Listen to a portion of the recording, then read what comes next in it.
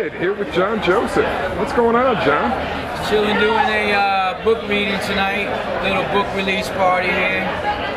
Now, can you talk a little bit about your new book? I mean, I know it's been, what, a couple years in the making? It's been about 6 years in the making, and it just came out in like January, February. Was the soft release, like we just worked it, you know, in all the little indie stores and stuff like that to the hardcore metal punk audience. And now we just started getting, we just got two major distributors to take the book. So, you know, we're just throwing a little party here tonight at the Delancey Bar. We got vegetarian catering, book reading. We're doing a Cro-Mags set at midnight, and you know. Cool. Now, I know I saw some of the footage from Generation Records. You're doing a reading, and I mean, any... Generation Records? Well, was that there? That was like a little book signing thing. Yeah. I saw the, what was it, the Santa Monica Wheelchair Hustle, was it? Yeah, well, it was the Santa Monica Civic Center was the whole thing when we went on tour with Motorhead, but the Wheelchair Hustle thing was, you know, one of the scams the Krishnas had going on, the fake leaders of the Krishna movement. Now, you got a new band out, Blood Clot. Yeah, Blood Clot. We just, actually, I don't want to let the cat out of the bag, but we just signed, we're in the process of signing with a pretty big label, and, you know, we work, like I said, it's like nowadays, you know, it's just like the early days in a lot of ways because of the way the whole industry is. Nobody takes a chance on anything, so when you go out there and you do it yourself and you start making shit happen, then, you know, people take notice. That's what we did with the book. That's what Blood Clot did. We just threw 1,000 CDs out there and just went out, worked it ourselves, and, you know. So, you know, now it's, people are taking notice, you know. Now, I mean, what are you looking forward to? I mean, you've been doing the music thing for, what, 20 plus years? Since '81. I mean, 27 years. Oh, my God. You know, I'm breaking into film now, too, writing, you know. I love writing. That's how the book came about. I was working on screenplays, so, you know, I'm a screenwriter, and the book was an afterthought. You know, I talk about that a lot when I do my stuff.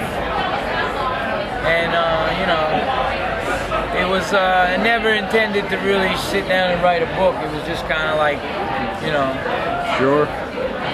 Now, you know, one of the things, you know, one of the bands you always hear talked about is Youth of Today and how they started the Krishna core. Well, I don't know. Now, Ray comes back, and I saw a quote where he said it was you and Harley who got him into the whole scene. I don't take credit. You know, I think the universe had its plan, but I was really the first dude on the whole scene to get into Krishna consciousness, and I basically got Harley into it.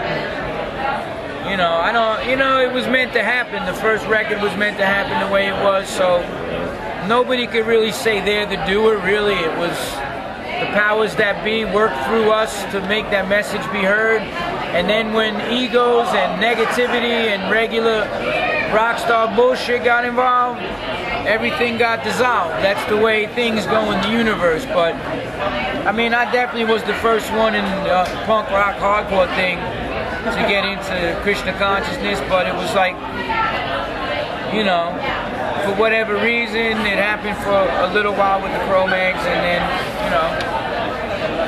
Now, what do you think of the current scene? I know you're doing a show with Sick of It All and Rancid over at Irving. At the old Irving Plaza, August 13th or 12th or something. But there are not too many bands back in the day who are still kicking. Yourself? Yeah, well, you know, I took care of myself. I'm a triathlete. I train. I'm 45 years old, still traveling, still training, still playing. It's an investment, and I still believe in the music. I never sold out. And, you know, I play from the heart when I play. So, you know, it was never about the money. The people that it was about the money and this and that, they all left. They went and, you know, tried to live what they considered a normal life or whatever, and then they come back, you know, 15 years later to do reunions to make money. You know, this whole movement was not a doormat, you know. You know what I'm saying? It's like you gotta live it every day. That's the way I look at it. Oh yeah. Now, what do you say to the kids who are, you know, they're listening to your records, and I mean, what's the next step to take action, change the world? You know, work on yourself, man, because like, I don't, you know, to me it's like, I think when every individual sits down and says, who am I, where am I going, what's the purpose of life, then you start thinking that in that term, you know, that's why punk rock failed. It just complained about everything but didn't offer any solutions. Right. That doesn't enlighten anybody. You know, anarchy, yeah, okay, sure, that went real far. And then when you ask those pertinent questions about life, then you want to associate with other people who are also, you know, thinking that way. You know what I'm saying? Because if I'm not doing heroin, I don't want to hang out with junkies. If I'm not a cokehead, I don't hang out with cokeheads. Similarly, if I'm interested in my own spirituality, my own existence, and where I'm going, I want to associate with other people who are also thinking like that. And the hardcore movement and not maybe the early punk thing didn't really give a shit too much about that, but you know, hardcore and the Bad Brains and everything, it was a big spiritual movement. And I don't tell anybody what to do. I never did on the Cro-Mags. We just related our own experience, and that's what I did with the book. Whatever you take from it is cool, and you know, I look at it that way. It's like, you know, human being is a very special birth. You know, you're meant to ponder the philosophy, the questions of life.